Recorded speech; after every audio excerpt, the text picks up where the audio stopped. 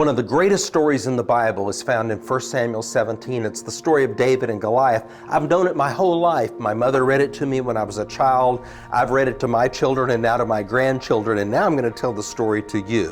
What happens is that David comes out in the Valley of Elah representing the Israelites.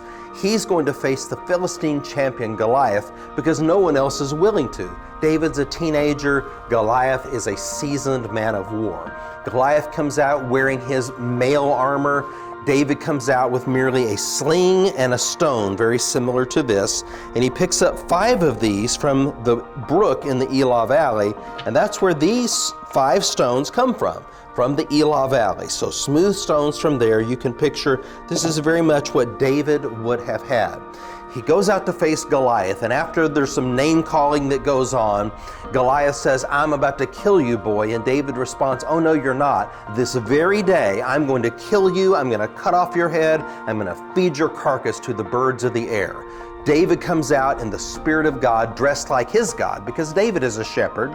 Goliath comes out dressed like his God, Dagon. He's shouting and defying David in the name of his gods, plural. "I curse you in the name of Beelzebub. I curse you in the name of Dagon. I curse you in the name of Ares or Mars or whatever other Aegean gods he may have used."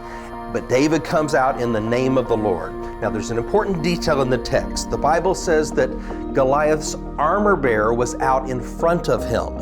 In other words, he did not have his shield. If Goliath has his shield, it doesn't matter how well David throws this stone, it's going to ricochet off of the shield. So when David sees this, he sprints at the giant. He runs as fast as he can, and while he's running, he's slinging. Now, I'm not going to throw this stone at you, but I'll show you they can either do it this way, vertically, or overhead as well, and then they release the stone. Now, we've done studies on slinging, and we have determined that a skilled slinger could throw a stone 150 miles an hour. Now, Nolan Ryan could throw a baseball 100 miles an hour on his very best day. Imagine being hit by a stone between the eyes at 150 miles an hour. It was deadly. Now, these are military-grade sling stones from our fortress at Ai. We found hundreds of them there. This is not what David used. This is what military would have been using. David just takes these 5 simple, smooth stones, and the faith lesson is this, that's all God needs, is just whatever is at hand. If we're willing to trust God, that's enough to win the victory.